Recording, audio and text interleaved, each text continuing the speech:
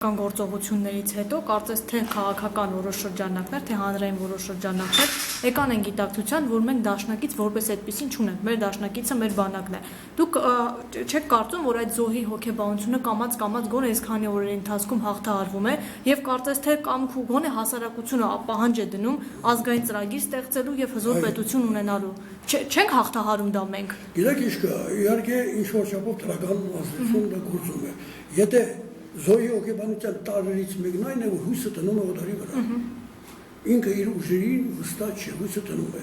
Եթե մենք այդ հույսից հրաժարվենք, կամ ավելի ստապ մտածենք, ոչ թե պիտի մեզ խղճան եւ կան օգնության, այլ իմանան, որ մենք ուժեղ ենք, դաշնակից ենք, մենք էլ իրենց ենք պետք։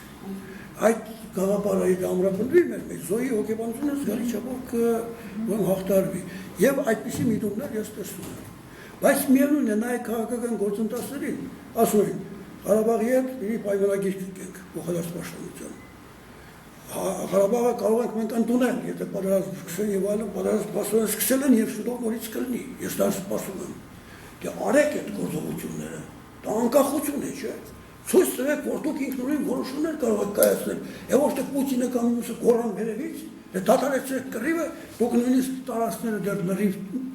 չգրաված, որից չվերադարձրած դուք դադարեցնում եք եւ նրանք էլ իրենց հաղթանակն են տվում։ Նրանք ցույց տվեցին Բաքվում մի խրախճանք էին կազմակերպել իրենց պարով երկով, որ ինչ որ հողեր են ազատագրել արդեն։ Նրանք էլ ասում են չեն ազատագրել մի ինչ որ ստադիոնի չափ տարածքի կրել եւ այլն։ Հա, ես չգիտեմ, հիմա դա տեղում նայես տեղացիներին հասնես ինչքան են կորցրել եւ այլն, բայց նույնիսկ 1 քառակուսի մետր հիմա մենք իրավունք չունենք կորցնելու։ Այդ ոնց պատահեց, որ հարձակվեցին, մենակ չէին սպասում եւ ահագին մարդիկ գերի տարվեցին։ 20-ից ավելի անհետ կորածներ կան։ Ո՞ր են այդ տղաները։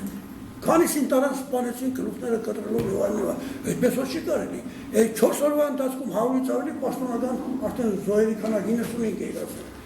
Չհաշված անհետ կորածների։ Դա ապիկարություն է, նաեւ ռազմական կոչիչների։ Դա ես կարծում եմ, եթե Մովսես Հակոբյանը մնար տեղում, նման բան չէր տվել։ Երևի նոր երիտասարդ պաշտպանության նախարարը Ղարաբաղի մի քիչ ինքնավստահ է շատ ավելի եւ անզգուշ է։ Գուցե ես ենթադրում եմ, գուցե տաղանդակ